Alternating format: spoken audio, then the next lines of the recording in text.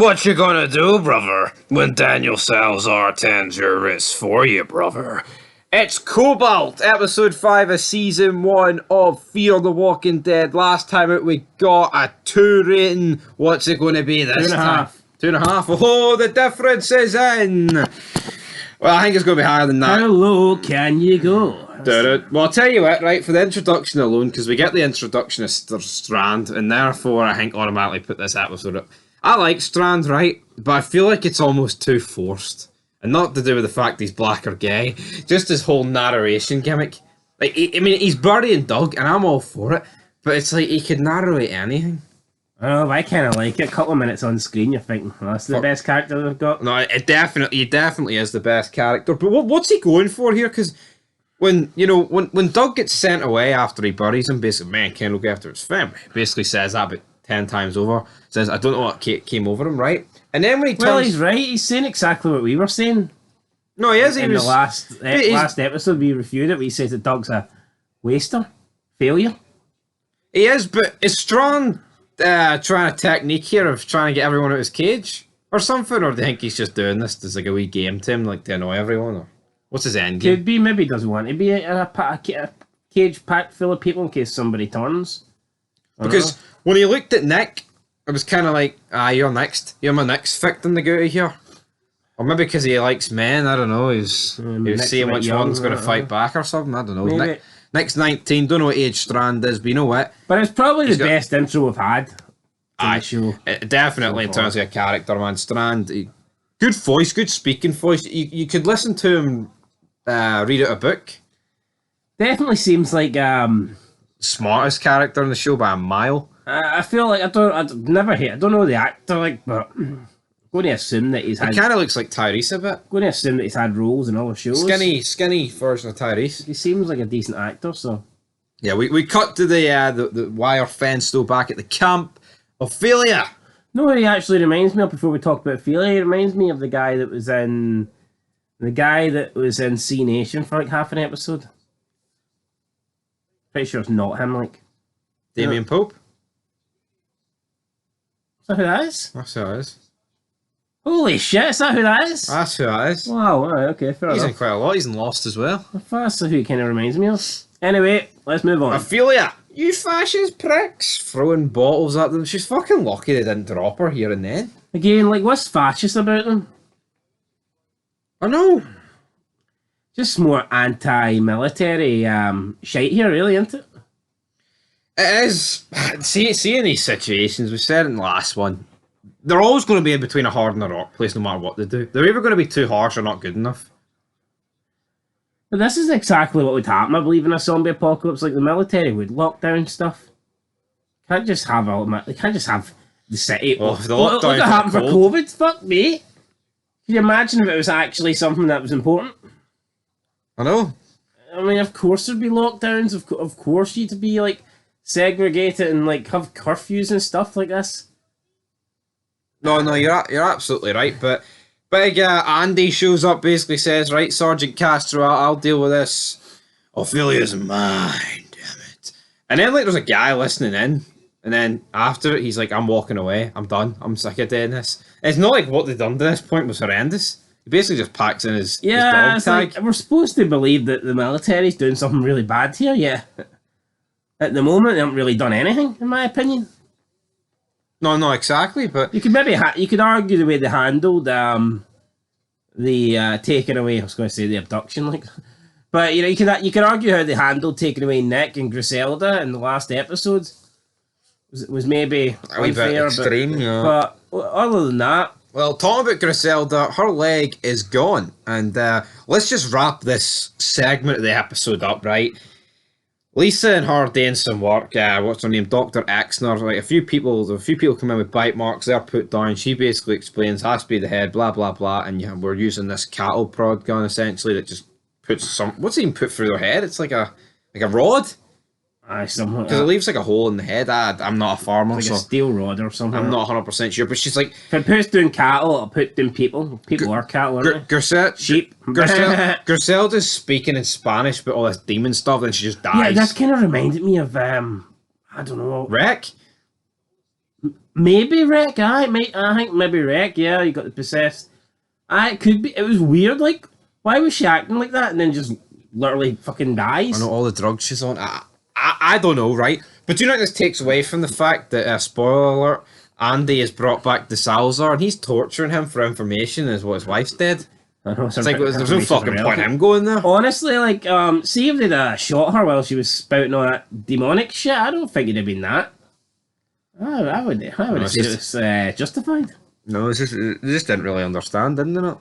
No, but like, she even her eyes, like, she even looked a bit like demonic and possessed. No, right. And see when Madison finds. She was a shite character anyway. No, she wasn't. I offered nothing. Is anyone going to cry about this Griselda person dying? Honestly, I know. And it's like when you see what Daniel's doing, like you can't really show any fucking sympathy towards the guy, really. I mean, he's torturing this guy, which Madison ends up finding, right? And again, walking down the dark corridor of a house. It's like how many times has this been done? 5 episodes in. Yeah, I just don't. I mean, there's different horror elements in a house. And like now, the fact that the military's like took over this and they've set up base and they've made sure that everything's confined and safe. It's like I'm just not really buying it. There's a possible threat. Now I get it. Some random person could die in turn or whatever, but I'm still not buying that. Like it just felt like they had to try and build tension and a needless fucking scare. Like. I don't get it. Why couldn't Madison have just heard noises, then walked downstairs to confront said noise, and then that's what she finds? Well, put it this way, right? What do you think? Yeah, but they were trying to make you think, oh, is there a walker down the bottom of these stairs? When we knew there wouldn't be. But do you think what Daniel's doing here is right, or do you think there was a better method of doing it? I don't think it was right at all. I mean, like up to this point, Andy has been nice. He hasn't done anything wrong. Now we'll maybe speak about what he does in the next episode, but up to this point, he's been nothing but nice to Ophelia. So I don't think this is fucking justified at all. But this seems to be Daniel's, I don't know, expertise. I think he's familiar with. I've explained these stories before, but I never said if I was the good man or the bad man. Yeah, he's familiar with the whole torture style and interrogation stuff. Back in El Salvador. So, I guess that's his way. He definitely had a technique, because most people would just beat him. He was actually ripping back layers of his fucking skin on his arm. Yeah. Which I'm not saying ain't horrendous, because obviously it would hurt, but he could have done a lot worse to him.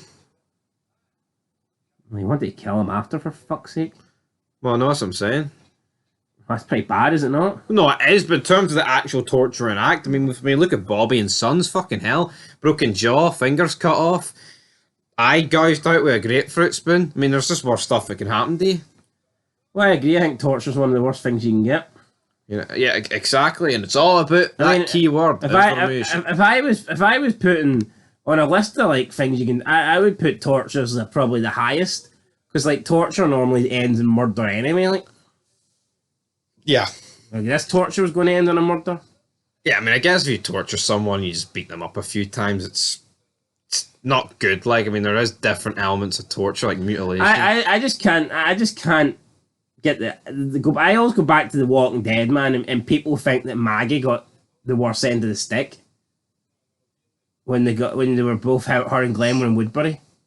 I'm no saying that. She got her top took off, Glenn got battered and then basically left to die.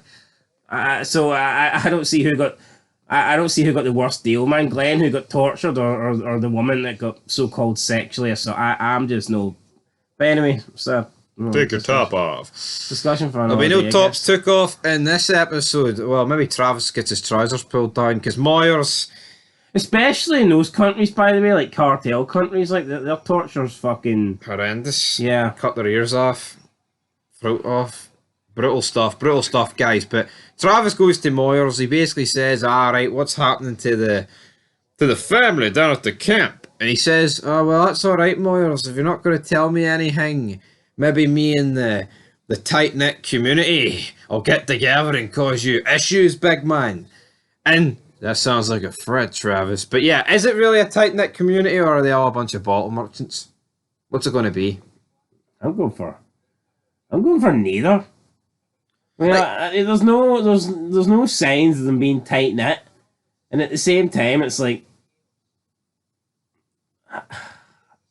what do you really expect your next door neighbour to do? Like, if there's armed military escorting you away, do you really expect them to come out and fucking throw themselves in front of bullets or something to try and? But see, the funny thing about this, so for me, is it's like the fact that they don't have guns. The military are armed to the teeth. What can they do? Absolutely nothing. And Travis basically gets told, right, you're coming on a wee ride along here. They spot a walker in like a restaurant, a cafe. Moyers whips out the Barrett 50 cal, puts it down. He's like, right, well, before Travis. we get to that, I kind of like the dialogue between Castro and Travis. About what was that dialogue about? Castro's saying to him, "So we're going to get a boy that isn't your son. Oh, we're going too. to get an old woman that isn't your mum, and we're going to get a woman that isn't your wife." Ex-wife. And he goes, "Ex-wife," and it's like that makes it even worse. I thought that was pretty good dialogue there. I like that. I like Castro actually. It's a shame that he doesn't really. A momentary lapse of patriotism. Could be a video on the making. Where's Castro? What happened to Castro? What happened to Sergeant Castro? So yeah, they stop.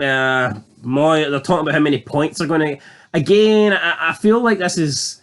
I feel like this was done to kind of portray the military as bad people. It's like, they're making it into a sport. In the day, like, I mean, see, like they're the ones that are out there, right? Fucking having to put their lives on the line to try and keep everyone safe. See if them killing the zombies and throwing points into the mix makes it easier for them, then I don't have much of an issue like that. A bit insane. I can totally understand it, right? If your loved ones just died and they're, you know what I mean, they're like walking about as a zombie and someone's going, "Oh, 7 points for putting them down at their misery." I get that, but I mean, at the end of the day, it's not. Yeah, that gives them any sort of comfort. Then how depressing would the show be though if like the military were getting depressed about every person they shot? I mean, they're viewing. It would be very fake. Let's be honest. They're viewing these people as the enemy, which they are. Yeah. Which they're used to dealing with. So there's no issue, in my opinion. Like, well, they're dead people walking about trying to eat you, so I would definitely classify them as an enemy. And you know, Travis just shouts himself here. See, instead of being like what a normal person would do, I don't like guns, man. He can't do it though. I've never liked that. You know what? Travis is laying thin on me. He's what? He's laying thin. What do you mean? He's going down. He's going down fast. I thought at the start of the show it's like the good guy, but now it's just like mate, wake up and smell the coffee. Yeah, a bit judgmental, man. He's not willing to do what other people are willing to do. No, definitely not. But then we get more Daniel. Well, actually, no. Then Castro offers to do it for him, but this seems to piss off Moyer. He's like, "No, I asked Mr. Manwort to..." And what I noticed is Moyer called Travis by his surname multiple times, and they seem to pronounce it different each time. I don't know if you caught on to that. What's his surname? Like Manwar.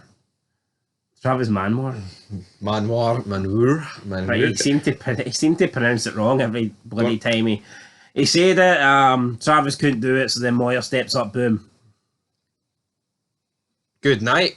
Nice wee, beautiful wee sniper it is, definitely. But right, back to Daniel, right? Because he's cutting this guy's arms. He talks about El Salvador, blah blah blah. El Salvador, El Burrito, and he's hearing this word, Cobalt. But Andy doesn't want to tell him, and eventually he does tell him, and it turns out Cobalt is Operation Get the Fuck Out of LA. And why are the military leaving LA, my friend? Why are they doing an EFAC when things are pretty much under control? Yeah, it doesn't make sense to me. If they're losing ground, if they're under attack, if they're being invaded, if there is like walkers closing in and they're like, oh my god, they're gonna be, their ETA is like, 2 days from now, then god, we need to escape, we need to evac. But at this point of the show, there's no real reason why there's nothing to suggest why they would just have a set time to evacuate. Plus, they're still bringing in sick people to get like treatment and stuff. And it's like, if they had that plan, then why would they even be bothering doing that? Just doesn't make any sense to me. Why would they be out on patrols if they plan on evacuating? No, absolutely. You know, it doesn't make any sense. I don't really understand. Well, I mean, I do understand why they've done it because it's plot purposes, and yeah, they couldn't think of any other reason to get these guys down It's here. kind of like they just announced. It's kind of like they made this up just so they could have the core, like, main group of characters have to go up against the military. It's almost to make like the core group's actions justified, but again, just doesn't make any sense. If the military felt they were getting overrun, then yeah, you would evacuate. But see, as of right now, things are looking pretty good. They're evacuating. They never said anything about they're just going to line everyone up against the wall and shoot them. Yeah, well, I don't think they were they? Yeah, that's what I'm saying. Like, they were leaving. So what if they were leaving? Does that justify unleashing 2,000 walkers and killing them all? What part of no spoilers don't you get? Like, I'm being serious, man. What's wrong with saying that? We're in episode 5 and that happens in episode 6. It's the end of this episode, start of episode 6. No, he checks it out he checks it out at the end of this episode. He checks it. Alright, I got the number wrong. It's about 2 of them. Does that make it better for you? What? It's 2 walkers, not 2,000. It's not 2 walkers. Ah, well, spoiler alert! We've already spoiled it. Well, let's Right, get... anyway, speaking of distress calls, the military turn up at this building. Partly there's walkers inside. 2 trucks pull up. 4 guys jump out of each truck. Castro tells Travis, stay in the truck, protect yourself, don't come out. 8 guys head into the building. Bang, bang, bang. Lots of triggers are being pulled. 3 guys exit the building, jump back into the truck. Castro tells Travis that, he's going back to San Diego to meet up with his family. Operation San Diego. Travis says, well, Moyers was taking me to the camp. And then Castro says, yeah, Moyers isn't coming. So, Moyers, probably the military guy with the most on-screen time up till this point, just gets killed off-screen. Didn't see the point of that. I'm not expecting massive death for Moyers. I'm not expecting a huge death for Moyers, but I think to have his death off-screen is a little bit cheap. Could they not be bothered filming it? Could they not... I mean, let's be honest, right? Up to this point, this show's been deprived of a lot of action. Could we not have at least seen Moyers' death in here? Exactly, but, you've sergeants, you've corporals, you've majors here. Why are 8 of them going into a building full of zombies instead of luring them out and being able to defeat them in open space? Makes no sense. Even if they're going into confined space, so I just don't get it, man, with your military and the guns. Like I said, see if it gets to any point where it's close quarter combat, you have failed. If you've got all this firepower. I'm not possibly saying a walker couldn't sneak up behind you through a door and maybe bite your arm or something like that. But I don't see how 8 men walk in and 3 walk out. How many people are really in there? And again, why are they going in? That's what I mean. If they're evacuating, then why are they answering this? Oh. These walkers would never meet up the camp. Oh. And if they did, you've got to evacuating in 6 hours' time, so let's risk all of our fucking lives. Even if they did, it's a small group. So if they walk up to the fence gates, you just bang them, kill them. I know. No, this just seemed like an idiotic excuse. It just seemed like they made up something here to A, kill Moyers, and B, prevent Travis from getting taken to the camp. How much better though would the finale have been with Moyers and like Castro there? People who are a bit established. Yeah, people that have actually been built up a little bit, but we didn't get that for some reason. We get Moyers dying off screen, and then we get Castro riding off into the sunset, never to be seen again. Right, and 2 other things I didn't like here that just happened a wee bit before this. We'd Alicia and Chris breaking into this people's house, trying makeup on, putting suits on, and then just smashing bottles all around the place and destroying their house. Thinking they're brilliant. The trans house of all people, like... I know, disgraceful. And then, right, another thing I didn't like, Also, they made a suggestion, something about, they're living the life we should have had. Is that Asian discrimination? That's what I don't get. They live in the same fucking community. Which Strand points out to Nick, oh, you're well off there, son. Basically gives a full description about the neighbourhood. Well, it did look like a pretty good neighbourhood. Like. Yeah, so what they're living the life you didn't have. You're fucking well off too. I'm Your guessing mum's a doctor. Madison and Travis, I mean, they fucking must have a decent amount of money. Their mum is Madison. Not Chris. No, well, Chris, I suppose. Right, but anyway. No, I thought she's like a qualified nurse, but she's not even a nurse. Right, well, point is, She's like a they're decent trainee. money, man. It's like but do they in America? Well, they live in the same. They live across the street for the trans, Is man. she not like in a? I think Chris maybe grew up poor.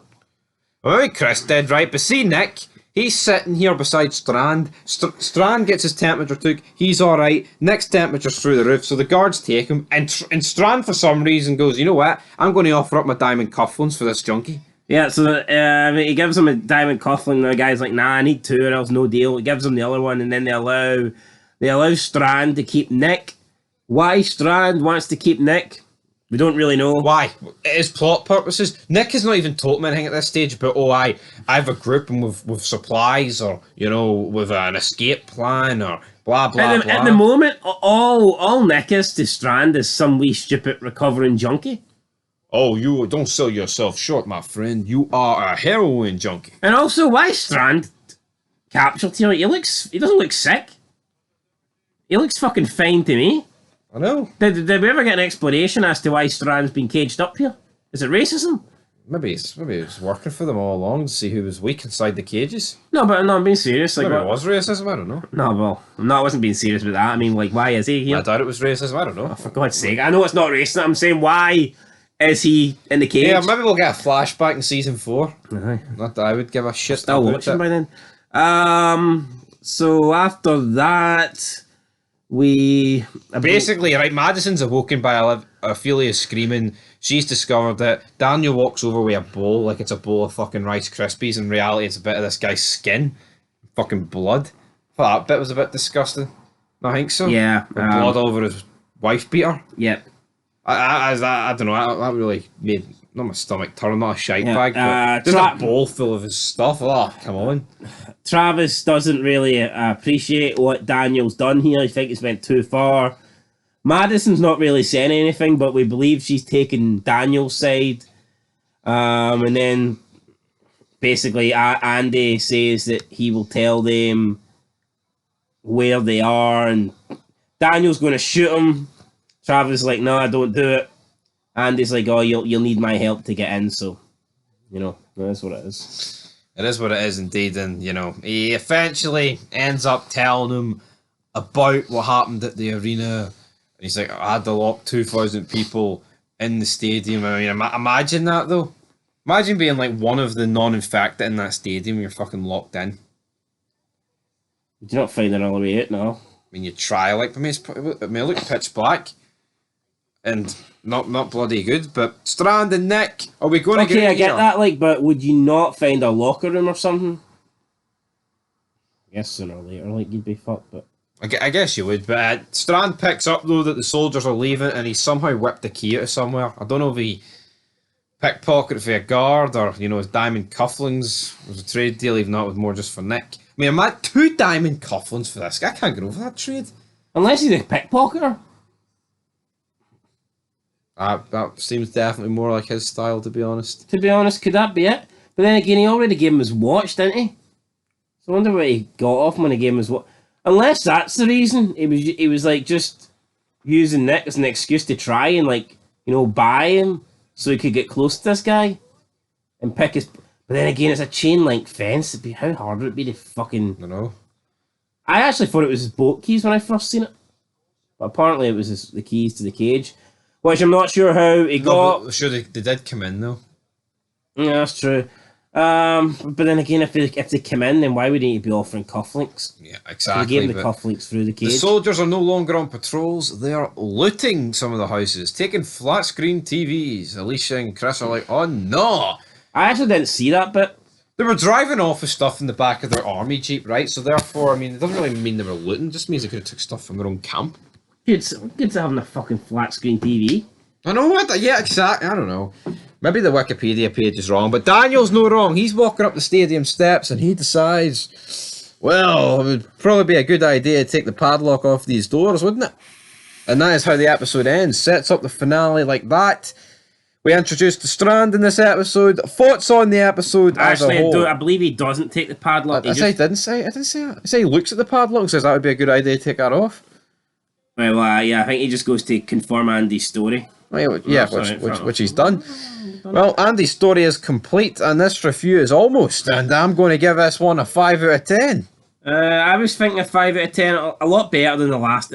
I think episode 4 will be the worst episode of season 1. Don't know. I wouldn't go as far as saying it'll be the worst episode of the show. No, definitely not. Worse. But yeah, I mean, it would have been difficult to be worse than the fourth episode. It just wasn't very good. I'll give this one. I'll give it a 5 out of 10 as well. I just think I think you're deprived of a lot of action. It's not. I'm not action daft. Like, I don't need loads of zombies. I don't need loads of that. But at the end of the day, I mean, I feel like it's too fucking safe. Like, you have the fourth episode where pretty much everything was put on lockdown. You have this set. It's like if they were going to kill the military guy whose name I've forgotten, could they not? Could they not just? Why didn't they show him dying? I know. Is it because of budgets?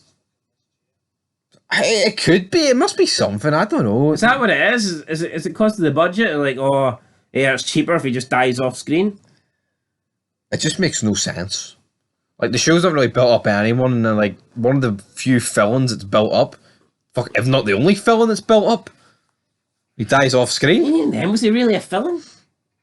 Like, I know, but in terms of who was most villainous. Anyway, though, it's a 5 out of 10. Next up is the finale. No idea what it's called, but we're probably going to look for a boat. Can't wait for the boat episodes. I think, is it called The Good Man or something? What makes a good man?